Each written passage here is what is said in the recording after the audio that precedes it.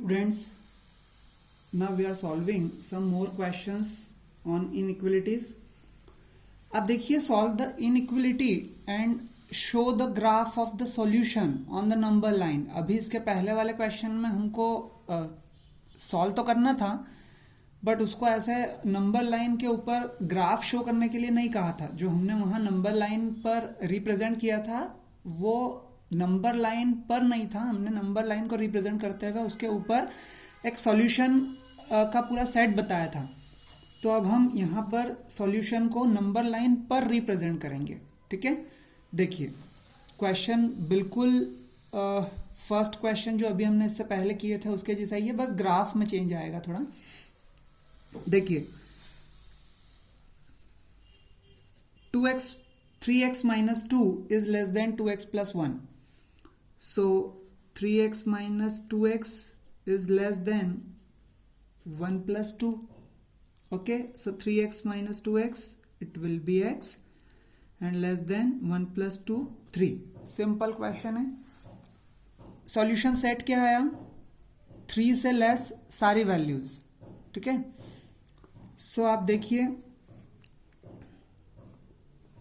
हम लिखेंगे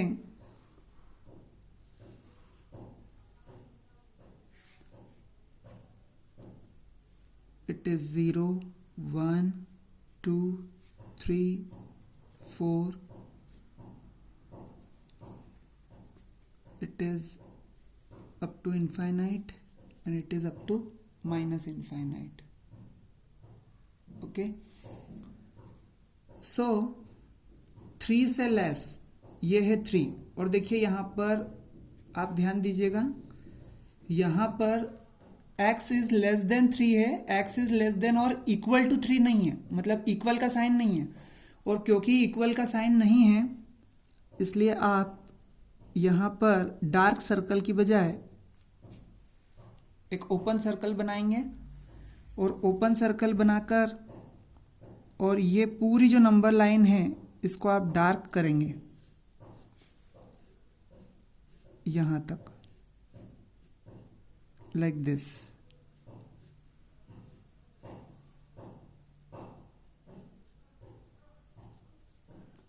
okay, it means what कि नंबर लाइन पर हमने सॉल्यूशन रिप्रेजेंट किया है कि इस 3 से लेस पूरी नंबर लाइन जो है वो इंक्लूड रहेगी इसके सॉल्यूशन में. ठीक है, सो हम यहां पर लिखेंगे therefore solution set will be all numbers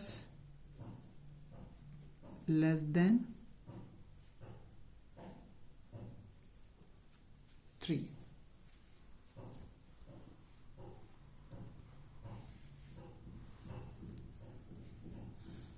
Now the next question.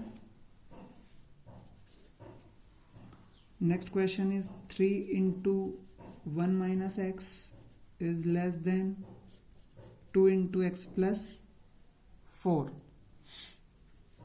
Now we will multiply numbers in the bracket. 3 minus 3x is less than 2x plus 8. Now minus 3x then minus 2x is less than 8 as it is, and the 3 will go right hand side, so it will be minus 3. Now minus 3 minus 2x minus 5x is less than 5. अब यहाँ आप ध्यान दीजिए, हमें x चाहिए positive और वो भी सिंगल. सो -5 से क्या करना होगा? डिवाइड करना होगा. सो हम लिखेंगे divide both sides by -5. Okay, so -5x divided by -5. और आप जानते हैं कि नेगेटिव नंबर से मल्टीप्लिकेशन या डिवीजन के समय साइन रिवर्स हो जाता है. So it will B 5 upon -5. So it will be x is greater than -1. So x is greater than -1 means -1 से ग्रेटर जितनी भी वैल्यूज है वो सभी सॉल्यूशन सेट में होंगी. ठीक है, रिप्रेजेंट करते हैं नंबर लाइन पर. आइए देखते हैं.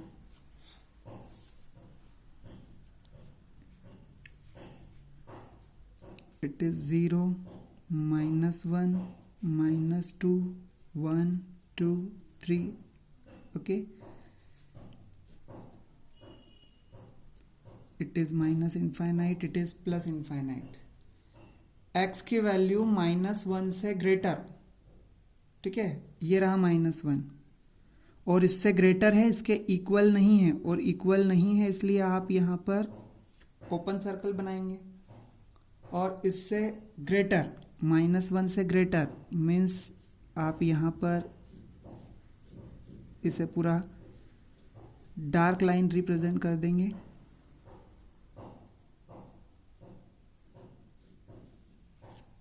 Okay, so this will be the solution set. So we will write that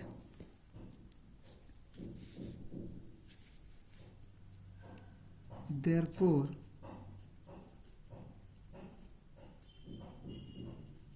solution set will be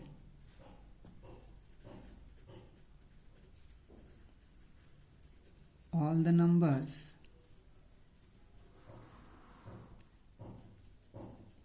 greater than -1. Okay, आप इसे यहाँ पर सॉल्यूशन सेट को ऐसे भी लिख सकते हैं कि -1 से प्लस इनफाइनाइट तक है. इनफाइनाइट इंक्लूडेड नहीं है और -1 भी इंक्लूडेड नहीं है. ठीक है, इससे पहले वाले क्वेश्चन में भी आप यहाँ पर लिख सकते हैं 3 से स्टार्ट है माइनस इनफाइनाइट तक. ठीक है, 3 भी इंक्लूड नहीं है, माइनस इनफाइनाइट भी इंक्लूड नहीं है. नेक्स्ट क्वेश्चन देखिए. x/2 इज ग्रेटर और equal to 5x - 2/3 minus 7x - 3/5. Now we have to solve it. So x/2 will be as it is. Now we will take the LCM here. So it will be 5 into 5x - 2 minus 3 into 7x - 3 upon 15. Okay, now x/2 is greater or equal to 25x minus 10 minus 21x plus 9 upon 15. x/2 is greater or equal to that 25x minus 21x will be 4x and minus 10 plus 9 will be -1 upon 15. Now cross multiplication. So it will be 15x is greater or equal to 2 into 4x minus 1. So 15x is greater or equal to 8x minus 2.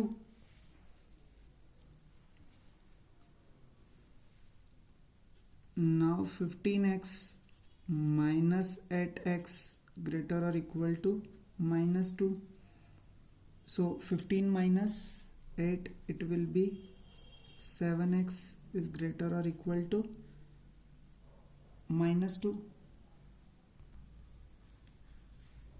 So when you will divide it both the sides by 7, then it will be -2 by 7.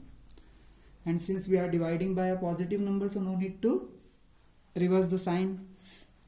So the solution set will be all the values which are greater than or equal to -2 by 7. That will be the solution set. How would we represent it? See here. This is the number line, and it is first it is negative number and then 2 by 7. सो आप 2/7 को कैसे पता करेंगे कि 2/7 number line पर कौन से दो इंटीजर्स के बीच में आएगा? सो आप देखिए ये 2/7 है और 2/7 है, ये एक न्यूमरेटर स्मॉलर न्यूमरेटर के साथ है। इट मीन्स ये 0 से -1 के बीच में होगा, ठीक है। बिकॉज अगर ये -7/7 होता तो ये -1 होता, और ये अगर -0/7 होता तो ये 0 होता, ठीक है। इसलिए यहां पर देखिए 0 it is +1 +2, it is -1 -2। And देखिए यहां पर अगर ये होता 0/7 तो ये 0 होता, और अगर ये होता -7/7 तो ये -1 होता। इट मीन्स -2/7 इसके बीच में है यहां कहीं, तो हम इसे -2/7 रिप्रेजेंट कर सकते हैं। तो ये जो -2/7 है, अब ये x इज ग्रेटर देन और इक्वल टू का साइन भी है, और अगर इक्वल टू का साइन है इट मीन्स -2/7 इंक्लूडेड है, और इंक्लूडेड है इट मीन्स कि आप यहां पर एक डार्क सर्कल बनाएंगे, ओके। और इससे लेस, तो इससे लेस में ये -इनफाइनाइट है, ये +इनफाइनाइट है, और आप इसको डार्क लाइन से रिप्रेजेंट करेंगे।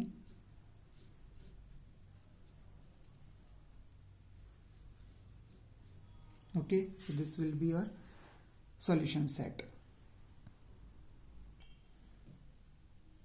आइए इनइक्वलिटीज से रिलेटेड कुछ वर्ड प्रॉब्लम्स देख लेते हैं कि अभी तक जैसे आप इक्वेशन की वर्ड प्रॉब्लम सॉल्व करते आए हैं अर्लियर क्लासेस में, वैसे ही अभी आपको इनइक्वलिटीज की कुछ वर्ड प्रॉब्लम्स भी मिलेंगी।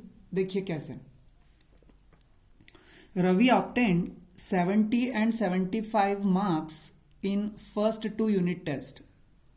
Okay, 70 and 75 marks in first 2 unit test means first unit test and second unit test. तो आप देखिए यहां पर हम देख लेते हैं।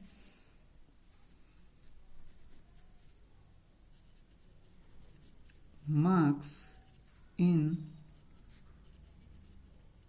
first unit test is equal to 70 and marks in second unit test is equal to 75. Find the minimum mark. Find the minimum marks he should get in the third test. Third test में कम से कम वो कितने number लेकर आए Ravi, to have an average of at least 60 marks, कि तीनों टेस्ट का मिला के जो एवरेज हो वो एवरेज कम से कम 60 हो, ठीक है। आप ध्यान दीजिए, मैं फिर से क्वेश्चन रिपीट कर रहा हूं। फर्स्ट टेस्ट में रवि को 70 मार्क्स आए, सेकेंड टेस्ट में रवि को 75 मार्क्स आए हैं, फिर थर्ड टेस्ट होने वाली है। अब थर्ड टेस्ट में वो कम से कम कितने नंबर लेकर आए, मिनिमम कितने नंबर लेकर आए रवि, कि जब तीनों टेस्ट का एवरेज निकाला जाए तो वो एवरेज मार्क्स जो हों वो कितने हों, कम से कम 60 हो। 60 से ज़्यादा भी होगा चलेगा, लेकिन कम से कम 60 होना चाहिए। तो कम से कम कितने मार्क्स लाने पड़ेंगे थर्ड टेस्ट में कि कम से कम 60 एवरेज हो, ठीक है। देखिए कैसे सॉल्व करेंगे इसे क्वेश्चन को।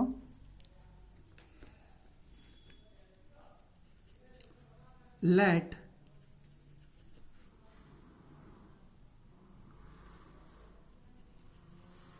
The marks of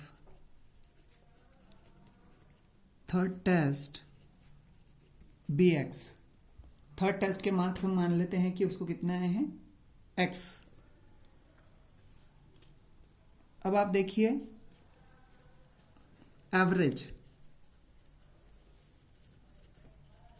average of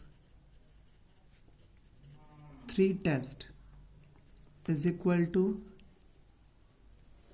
some of marks upon number of test, ठीक है।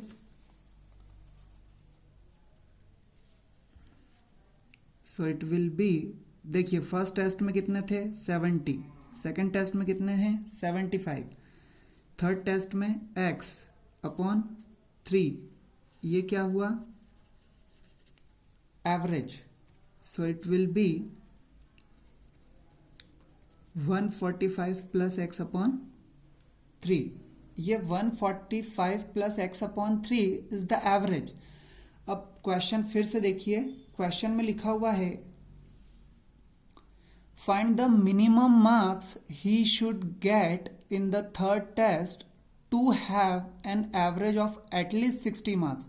अब ये जो एवरेज आया है ना, ये कम से कम कितना होना चाहिए 60 होना चाहिए, मतलब ज्यादा तो फिर 60 से ऊपर कुछ भी हो सकता है, लेकिन मिनिमम कितना होना चाहिए 60 होना चाहिए। तो हम यहां पर लिखेंगे according to the question,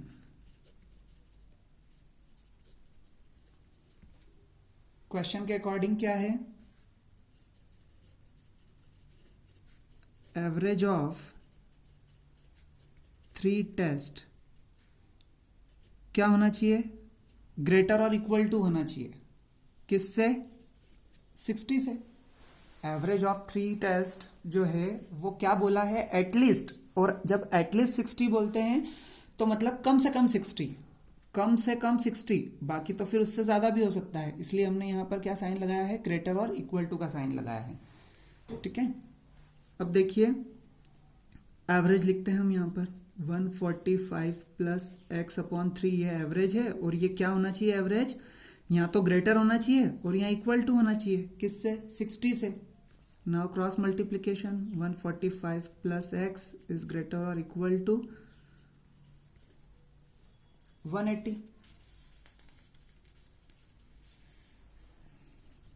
x is greater or equal to 180 minus 145, so x is greater or equal to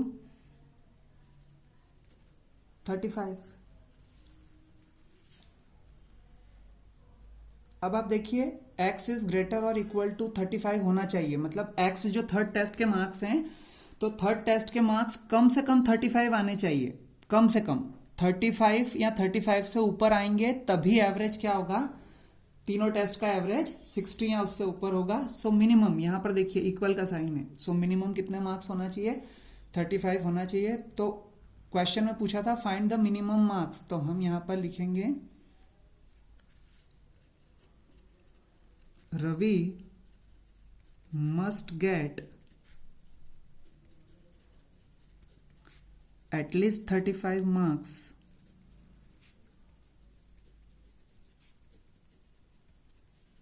in the third test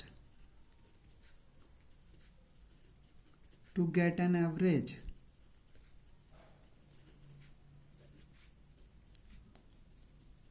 of 60 marks, ठीक है। Next question,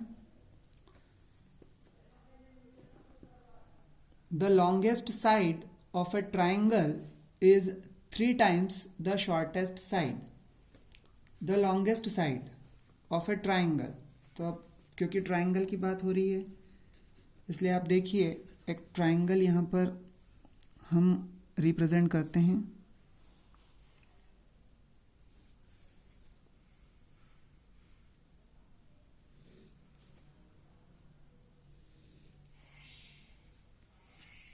okay. अब देखिए क्या कहा है, the longest side of A triangle is 3 times the shortest side. अब longest side को shortest side के रेफरेंस में बताया हुआ है, एंड द थर्ड साइड, और जो इन दोनों के अलावा जो शॉर्टेस्ट और लॉन्गेस्ट के अलावा जो थर्ड साइड है is 2 centimetre shorter than the longest side, और ये जो सेकेंड साइड है ये 2 सेंटीमीटर शॉर्टर है, मतलब 2 सेंटीमीटर कम है किससे, लॉन्गेस्ट साइड से। तो अब आप समझिए क्वेश्चन को कि पहले तो लॉन्गेस्ट साइड को शॉर्टेस्ट साइड के रेफरेंस में बताया, और फिर जो थर्ड साइड है उसको लॉन्गेस्ट साइड के रेफरेंस में बताया, इट मीन्स सबसे स्टार्टिंग में हमें शॉर्टर साइड डिसाइड करनी पड़ेगी, तब जाके हम लॉन्गेस्ट साइड बता पाएंगे, और लॉन्गेस्ट साइड बता पाएंगे तो फिर थर्ड साइड बता पाएंगे. ठीक है. So let the shortest side be x.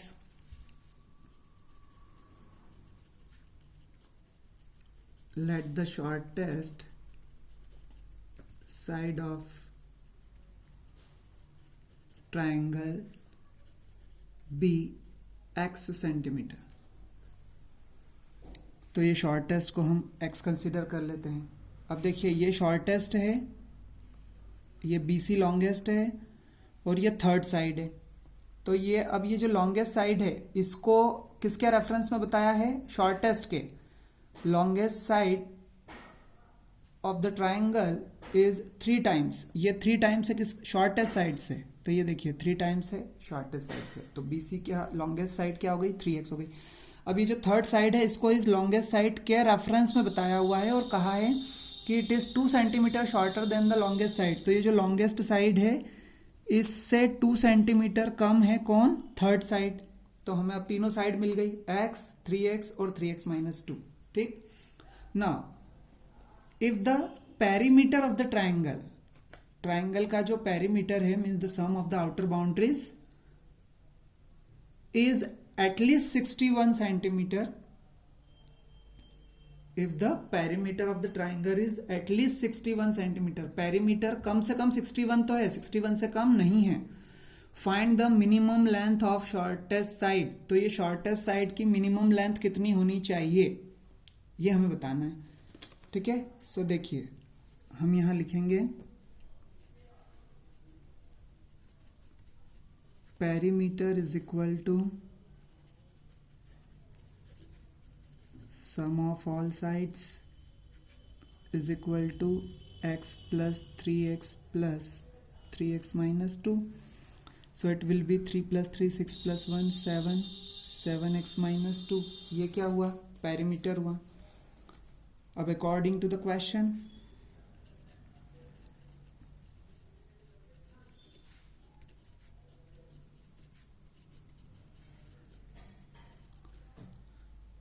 क्या है? अकॉर्डिंग टू द क्वेश्चन देखिए,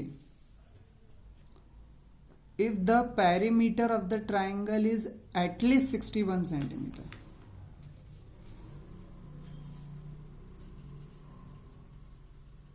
perimeter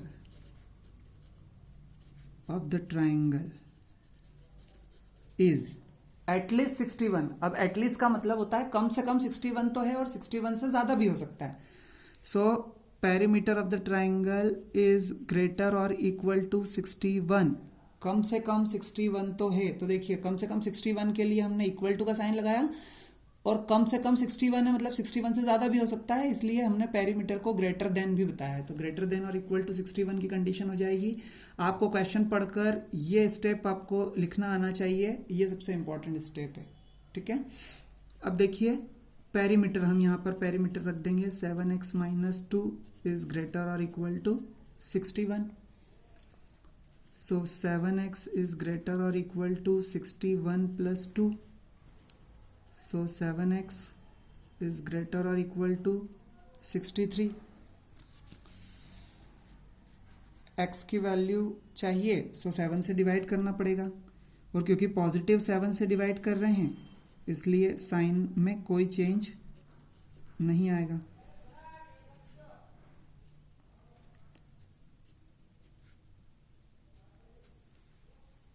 So x must be greater or equal to 9. Greater or equal to 9 means question में है find the minimum length of shortest side. Find the minimum length of shortest side. Shortest side की minimum length कितनी होनी चाहिए? तो आप देखिए ये ग्रेटर और इक्वल टू का मतलब ये है कि ये 9 तो कम से कम होना चाहिए, फिर 9 से बड़ी भी हो सकती है. ठीक है.